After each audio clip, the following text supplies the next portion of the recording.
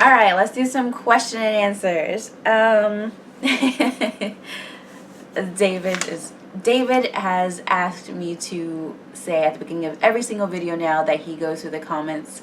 And when I say all the comments, like now for that channel, he goes through all of them because, I mean, usually they're for Game of Thrones anyway. But a person went to one of my old writing videos and tried to put a spoiler on there, I guess like a week or two ago, that Joffrey dies in episode 2 of season 4. So he saw that and he's like, okay, you can't go through comments on this channel at all anymore, which is fine. So like all the comments go to his phone, so he saw that and he's like, okay, you're not allowed to watch it anymore. So after I watched this episode, he was like, yeah, someone tried to spoil it for you like a week ago. I'm like, are you kidding me? Yeah, he has asked me to let you all know that he does see all the comments and everything, and that if there's any kind of spoilery stuff that he doesn't show it to me, including a bunch of the stuff from the books. So if you're like writing big passages about book stuff, he probably doesn't even read them that much because he's never read the books. He's not going to, I don't think. But he's like, you want to read the book, so why do they tell you things that are in the book if you put clearly in your message that you want to read the book? Also, at the beginning of every episode, I have a comment saying that David does read the comments, that I am going to read the books, who my favorite characters are. Like, I'm going to read the books. So the first question, will you please stop taking notes? No, is the short answer. Like, that's how I remember everything and how I can talk about things at the end of the video. So no is the short answer. If you would like a very long, detailed answer as to why, and maybe some insights into this brain of mine, I can give you a separate conversation on that. But the short answer is no, but there's a very long reason why I take notes so diligently. Like, there's a notebook sitting right there. I have one in my car. I have one in my purse. There's one in my work bag. There's one on the kitchen table. There's one in the kitchen. I have a small one in the bathroom. Like, I take notes all the time. I jot down things all the time. Like, that's just what I do. I understand that you're worried about me not seeing facial expressions, but you have to remember also, like, I'm sitting here watching it. One episode usually takes about at least an hour and a half to film because of the before and after of getting everything. And then when I'm editing, I have to go through the scenes and watch it again to select the stills that are going to be in there. Then I have to go through and edit it, and then I go through it again a third time before I post it, just to make sure that it goes up. Like, one episode takes about a good 3.5 hours in all practicality to put up. Like, that is not like I just watch it, slice some things up and throw it up. Like, it takes a lot of production for one episode. So I'm going to see things later on. Don't worry about me missing the facial expressions. So how do you avoid spoilers? How do you not avoid spoilers? Like, how do you not avoid spoilers? I just don't watch it. Like, I don't watch Game of Thrones videos. I'll hop on to Film Buff because I talked to them before I started doing these and they encouraged me to do it. So I hop onto their videos every once in a while just to say hi, but I don't read comments. That's a whole different answer that goes back to me taking notes. But I don't read comments on any YouTube videos ever. I don't like doing that. So it's kind of a good thing that David takes that over because it's a whole thing. My brain is very different and I don't like to read comments on videos. But yeah, I don't watch Game of Thrones videos. David downloads the episodes for me. I don't watch, like, we don't have HBO, so I don't have to worry about previews. Let's see, what else? I don't get spoilers. I don't know. I feel like if you are looking for spoilers, you're going to find spoilers, but I don't look for them because I want to watch the show and feel it for myself. So, will you react to history and lore? Probably not. I'm going to read the books, as I just said, and I'm pretty sure all of the history and lore is in that. And if it's not in that, then I will get that. You know, I'm sure you all have told me already, but I will, whatever is not in the book, then I'll watch that after I've read the books. But I want to read them after I finish catching up with you all on the show. I think that was pretty much it. Oh, who do you think killed Joffrey? Let's do that one last.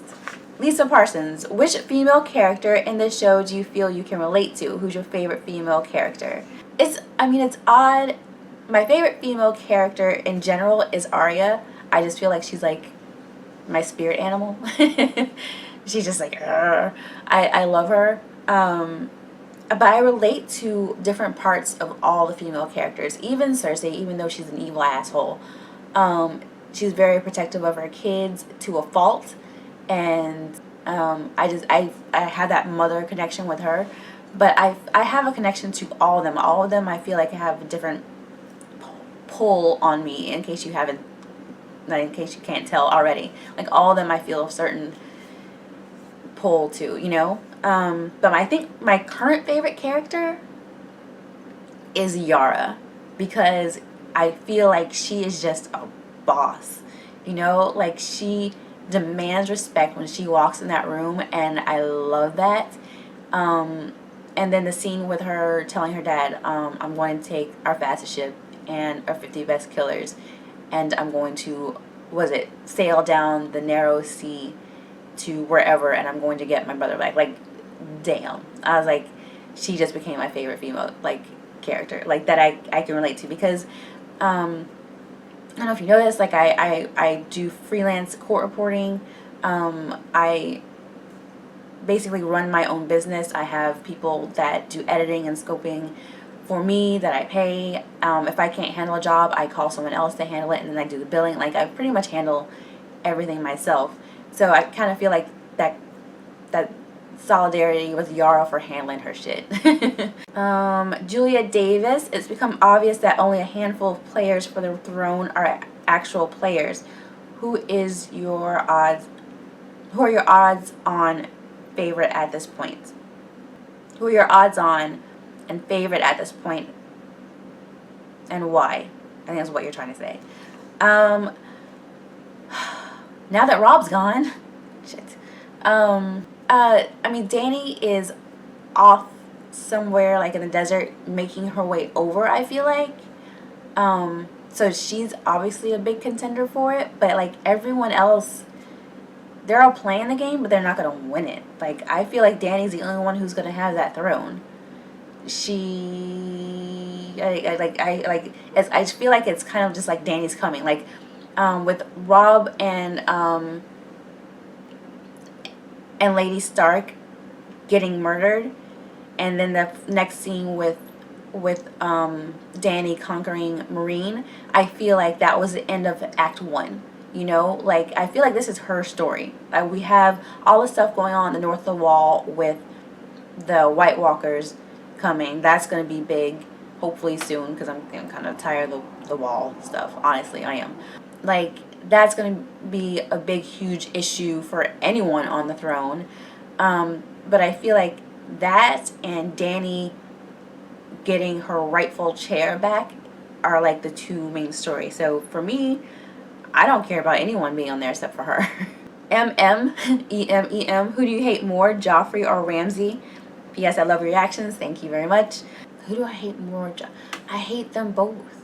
I feel like if Joffrey had been raised in the same house under the same banner as Ramsay, they'd be murdering people together. They'd be flaying and murdering people together. They'd probably be best buds. You know, I don't really see much of a difference between them. Ramsay was just allowed that freedom to do whatever he wanted, and Joffrey was being groomed to be a prince and then a king, so he couldn't outwardly show that stuff, but it started to seep through when he was beating up the prostitutes, and then he killed Roz. So, I mean, I guess I have to say Ramsay because he's alive right now. So, yeah. Beatrice de Villa, I'm sorry if I'm saying that wrong. How do you feel about Cersei? Do you hate her as much as you hate Joffrey? Do you think she could redeem herself? And your favorite season so far, and why? Let's see. How do you feel about Cersei? I hate her. I don't like her. I don't. There are times when, like I said, as a woman, I can identify with some of her thought processes. And I feel like they're very short, small glimpses of when we understand her better. But even in understanding her anger, her resentment, whatever she's feeling, she still does things to the utmost top tier of assholiness. So I don't know how I could see her redeeming herself, you know? I feel like she would have to go through like a Theon situation in order to like bring her way down to his reek level to make her more humble in order for her to redeem herself. Do you hate her as much as Joffrey? Yes. Joffrey was more torturous, with his treatment of Sansa and that type of deal, but she raised him to be a little asshole. You have to correct your kids and tell them not to be assholes. Like, that's like parenting rule number 8. Correct your kids so they don't be little assholes. Like, come on. Favorite season so far and why? I'm going to withhold episodes 1 and 2 of season 4 because I just started season. I don't know what's going to happen in it. But 2 is still at the bottom. I feel like it's 1, 3, 2 for me right now. It was such a great introduction to this series. I feel like between finding out, well, I mean, obviously Ned was in that season, but between finding out Joffrey and Marcella, and the other kid, I can't remember his name, they're not Robert dying, Ned dying, Bran getting pushed out of the window, he started having dreams. Like, I just feel like that was such a great core season to, like, it was a good foundation to build everything else on. I feel like it was perfectly done. It was brilliantly done. Season 2 wavered a lot for me. There were some good scenes, but I feel like it wavered, especially with Dany over in Karth. It's just, lots of good things happen, but just kind of I liked season 3 more than I liked season 2. Inez Kelly, question for you. Hi, David. In terms of depth and layers, which character do you think is the most complex? Conversely, which is the simplest? I feel like Varys is, only because of the way he holds himself. Like, I feel like we know that he has a dark past with being made into a eunuch. But we know he has all these little spies everywhere that tell him everything, and yet he's still, I doubted him at first, but he tries to maneuver these things in a good way.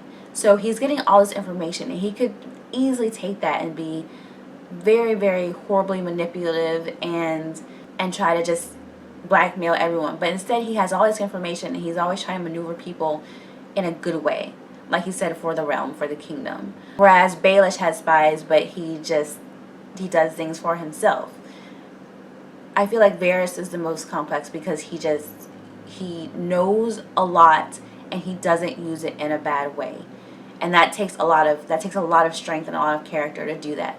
It's very easy to get information or have power of any sort and then use it to your own advantage and be manipulative with it, and he doesn't, and I respect him for that, especially now that I feel like he's made himself out to be a good guy. Him teaming up with Tyrion a lot and helping him makes him a good guy in my book.